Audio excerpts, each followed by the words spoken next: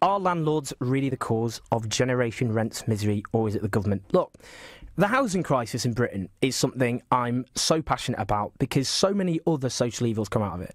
Look, I'm a plastic northern, as I keep saying. I live in London now. Sorry about that to all my ex-northern compatriots. But I'll cycle round, like the cliché I am, and I'll see these buildings, these luxury flats where all the windows are dark because no one lives there, in a city, one of the richest cities that has ever existed, where 1 in 4 children grow up in an overcrowded home.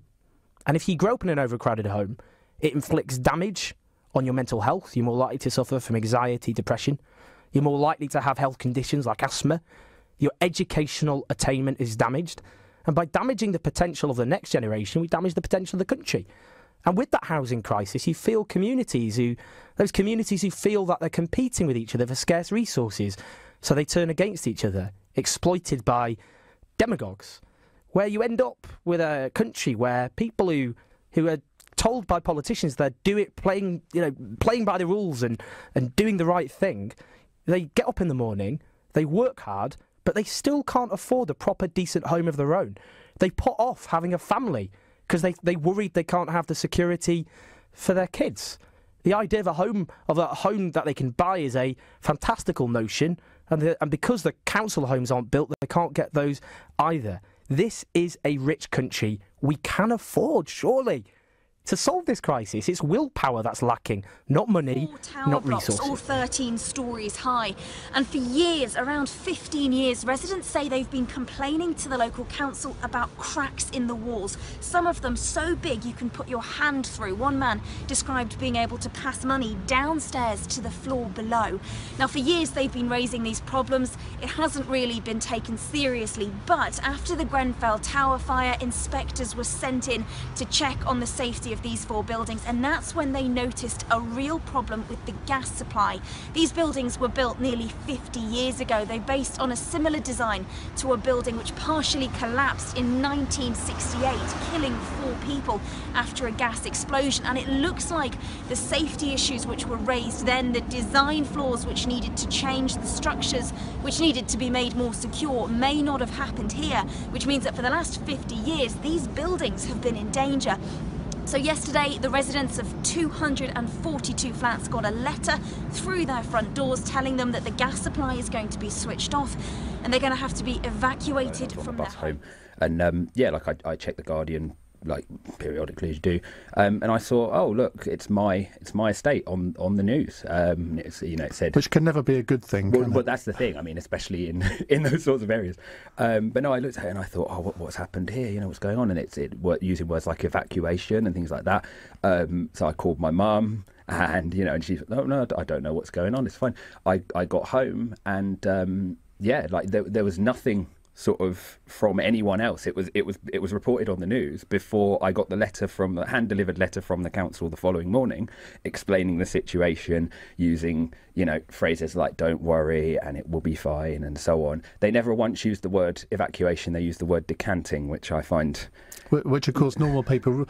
I mean, if somebody said the word decanting to me, I'd think of sherry. Exactly, and I immediately did. I thought, so you're just going to pour the people out of the building. So the reason is that they think the gas supply is unsafe, so they've switched it off, which of course means that presumably people can't cook. Nope.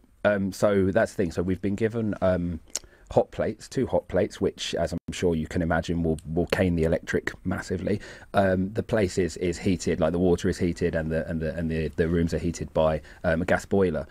So we've also been told that we can go and shower in the local leisure centre, which happens to be Peckham Pulse, which is a mile away and at least 20 minutes walk. Which, I mean, I could do. I wouldn't necessarily want to do it to have a shower, but there are a lot of elderly, a lot of disabled people in the block that, well, you're never going to do that, are you?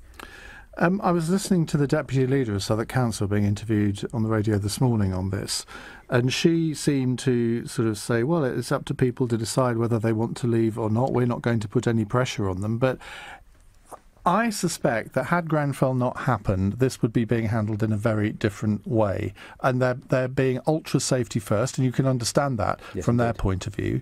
But I was also listening to another resident saying, well, there have been problems in these buildings for a long time. There are cracks in the walls that you can actually see through the cracks into the next door apartment. Now, if that's been the case for donkey's years, presumably you think the council should have acted on that sort of thing before now. Well, that's the thing. So, I mean, so people are drawing comparisons to Grenfell because of, you know, how high profile it was and so on. There's actually like sort of a more of a local story, I suppose. There was an estate, or there is an estate, or half an estate now called the Aylesbury, that's fairly nearby. That I would actually draw more comparisons to, because for decades the council has quite high profile been sticking band-aids on all of the problems, and then it was a few years ago that they decided to knock it down, but they were having problems with the leaseholders in there that didn't want to leave. Now with the Ledbury Towers, yes, there are huge cracks in because it's all concrete panelling. There are cracks in the where the walls join, where the ceiling joins the walls, and I mean it's so bad you can hear conversations in, like, just normal. If I'm talking to you now, I could hear that conversation going on upstairs, going on downstairs. I can hear people's alarm clocks and things like that going off all hours of the night. I misread the evidence. I was too angry and upset to question. But question. That's the point. Always question.